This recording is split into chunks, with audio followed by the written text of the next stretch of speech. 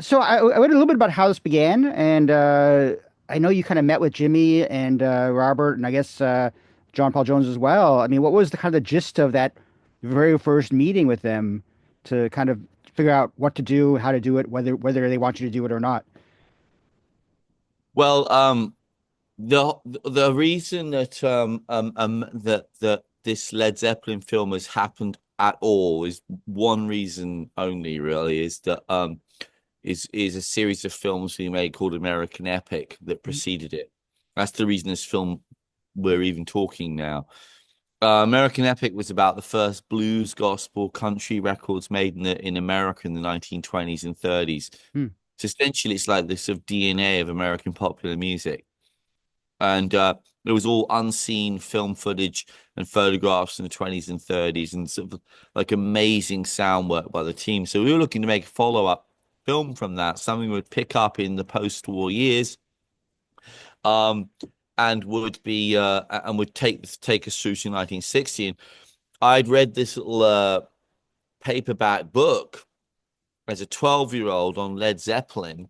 Uh, Very straightforward telling of their early years. It was published in the mid 70s. And I loved this story. And I said to Alison, I think this would be the great next story because there's never been a Led Zeppelin film. Um, they've never agreed, they've never done a movie, they've never told their story in a book either. And And we like telling untold stories. Hmm. yeah, And it's the origin story, and we like the beginnings of things are always the most interesting. yeah, the beginnings of things are always unique. Like the way things legendary start, it's always absolutely unique as to why that particular thing worked.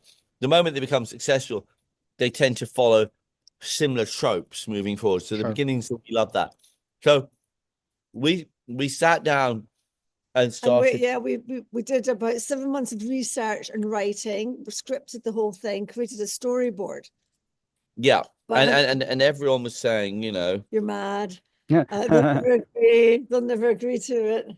yeah, But and so yeah, and so that was the universal. Was like, forget it, they're not going to do yeah, this. but I think And that then we reached out to the group, and the first one that responded was Jimmy Page, and we incredibly got a meeting with him, and we hadn't said what we were wanting to meet about, and he Hmm. he arrived at the meeting with a bunch of plastic bags from the Waitrose supermarket, and we were sitting down and talking, and we opened up this storyboard we'd made, um, and it transpires that he was a huge fan of, real admirer of American Epic, and had said all the material in it was just like really game changing. And so those, and then that very first meeting with Jimmy in London was 7 hours.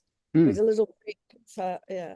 yeah, And it was a bit like an exam, like the hardest test you'd ever done in your life. He was enjoying himself while we were but doing it. they would occasionally smile and ask you like little trick questions. So I'd be like, so this is the point where you see Robert Plant singing for the first time.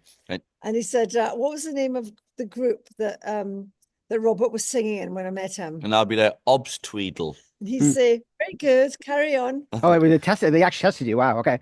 Yeah, yeah, yeah, yeah.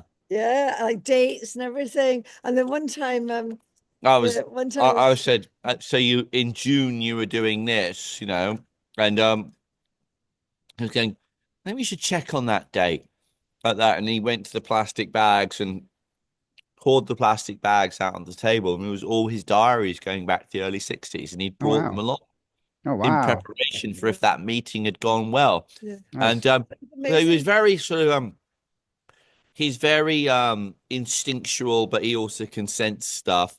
And so we got to the end of this meeting and it was like, well, he was up for doing a film, and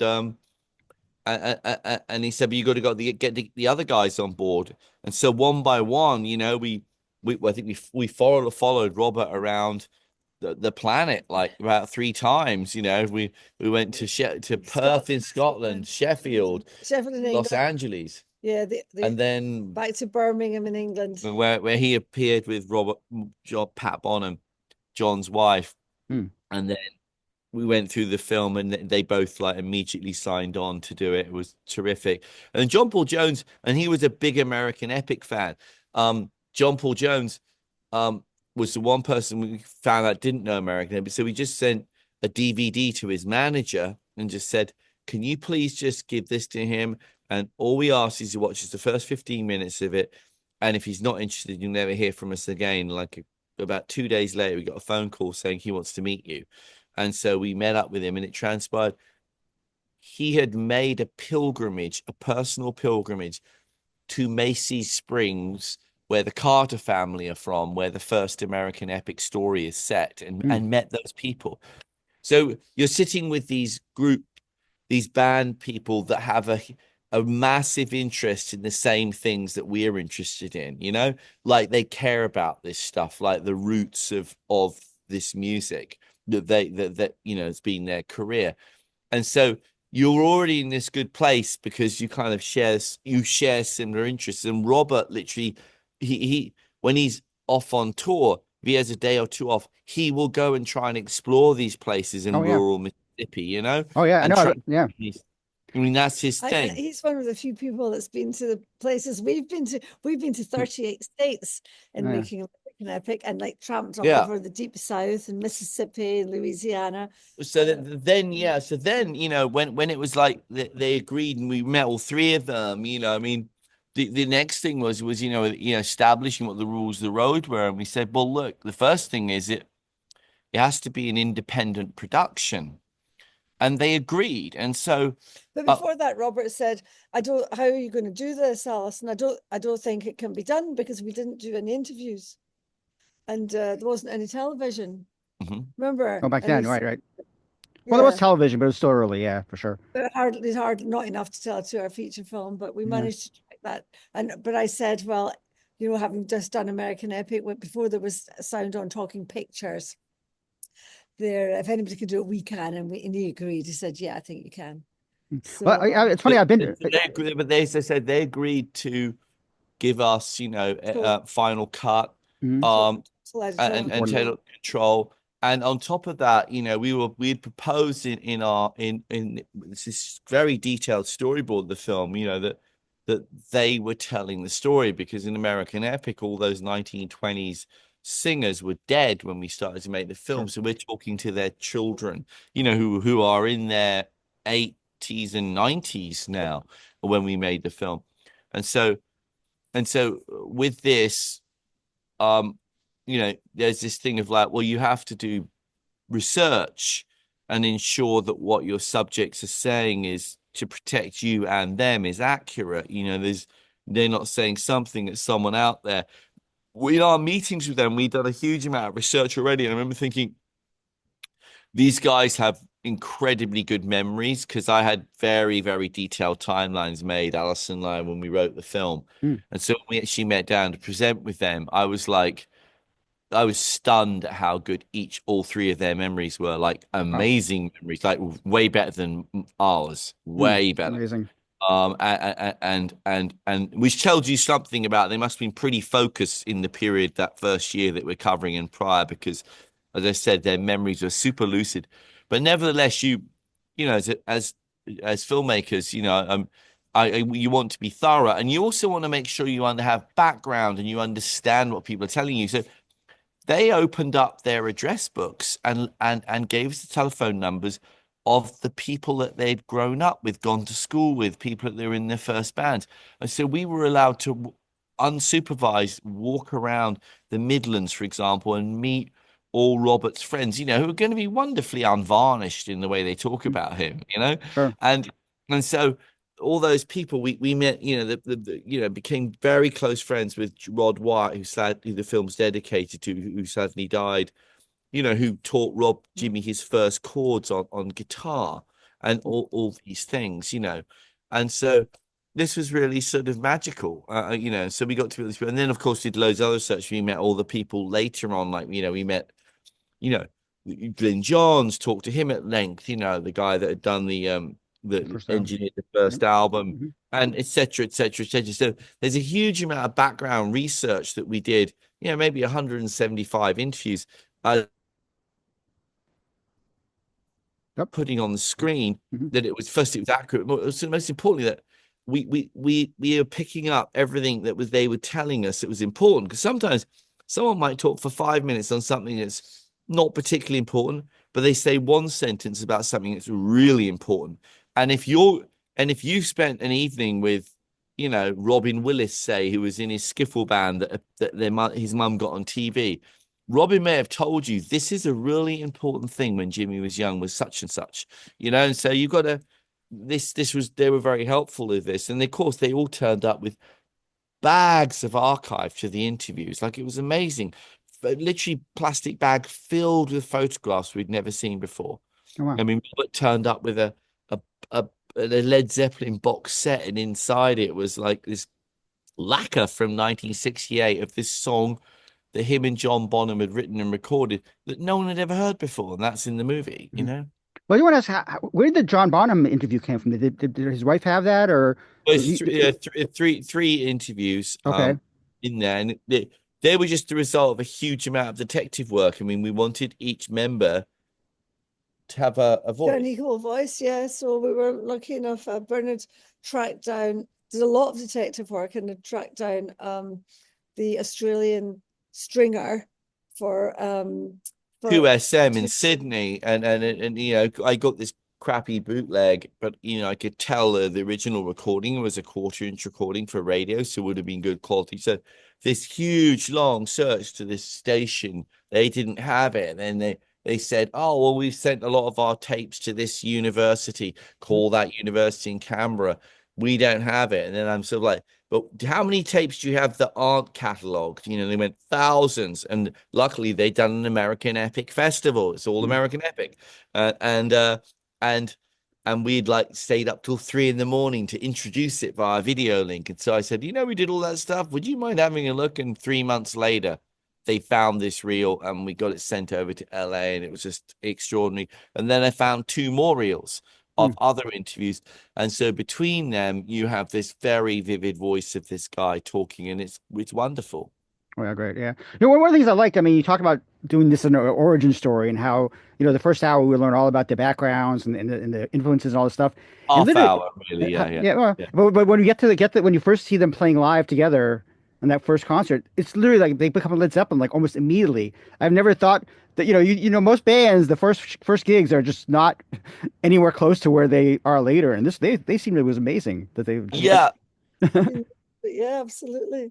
Yeah, I mean, it's absolutely. It's like it says what it is on the tin, becoming Led Zeppelin, and the process of becoming Led Zeppelin starts in their childhood, and each of those things that you see as the film progresses, from John Bonham's first exposure to drumming that engaged him, which was Gene Krupa in the Benny Goodman story, and watching this guy and thinking, wow, that's what I want to do, and then it's falling in love with soul music and James Brown. And that's really what he's a soul boy that he's bringing to Led Zeppelin. And then, John Paul Jones's interest in the church, that he was an organist and choir master at 14. Well, that church influence, just on the first album alone, Your Time Is Gonna Come. I mean, this is like a giant church choral Bach-like piece that he plays, and then Robert's interests, in early rock and roll and blues and psychedelia, and Jimmy, who has extremely broad taste, everything from the Eastern sounds, and he was bringing out these records from the late 50s and very early 60s. He had some of the earliest of sitar and Indian recordings. I mean, these are like hardcore music interests, above and beyond the rock and roll and the blues and the things like that.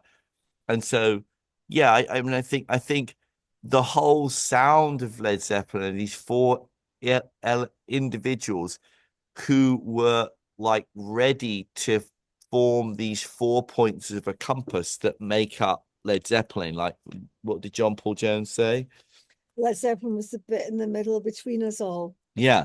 And so those segments that come together, the thing the film shows is that at that point when they meet in Gerrard Street, those segments are complete. And yes, there's some additional growth and finessing, but the basic elements are formed, in many ways before these people enter the room. Jimmy has a vision for the sound of this group, and the type of group he wants it to be. Yeah. But the actual elements are making it work.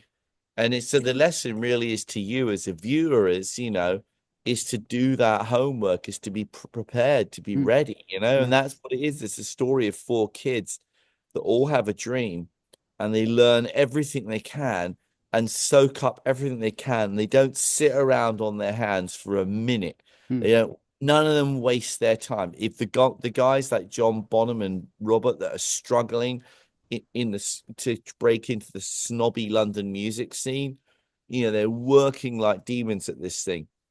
Sorry, Bernard, you got to run to the next interview, so I want to jump in because I have one last question I want to ask. I mean, do you feel that the band had a good enough experience with this movie that they'd want to tell more of the story? And is that something either of you would be interested in, or is that something for another filmmaker to kind of do that? I haven't given this film was such an enormous amount of work to get it onto. This is made for the biggest screens possible. It's made to be seen at your biggest local theater or IMAX. That's what it's been made for, and to enjoy with your friends. And it made IMAX history, hasn't it? It's made IMAX history. Yeah, it's the most successful IMAX music film of all time already. And it's not even been out a week. Yeah, but it's basically, this movie is, it's like trying to write War and Peace, but you have to cut every single word out of a newspaper and stick it together and then make it look beautiful. Yeah, that's how it's a huge amount of work. And so, with all this in, I really haven't given any thought to another film. Yeah, I haven't thought, because it's so much mind. It's so much all consuming. So this is as far as we're concerned, we've managed to climb Everest. We've made the Led Zeppelin film, which everyone said would never ever be done. I'm going to think a little bit before I contemplate climbing the Eiger with my bare hands, Yeah. Or going down the other side of Everest. Anyway, that's the other analogy. Actually, they do say going down mountains is every bit as dangerous as climbing them, don't they? It is, exactly. Yeah. Listen, guys, it's so nice to meet you. I'm actually going to see the movie again on Friday. I've already seen it in IMAX. I'm going to see it. Where are you seeing it? I'm just seeing it in the theater near me. It's not going to be an IMAX anymore, but I want to watch it again. I want to watch some of that footage again. So yeah, so for sure. So good. It's great. It's great. I love theatrical docs. It's like they don't happen as much anymore. So it's wonderful. Congratulations, congratulations on this movie, and maybe I'll see you in 10 years if you do make another movie. So that will be a pleasure, Ed. Right. Great to meet you. Thank you. Likewise. Thank you so much. Bye. Thank you, Ed.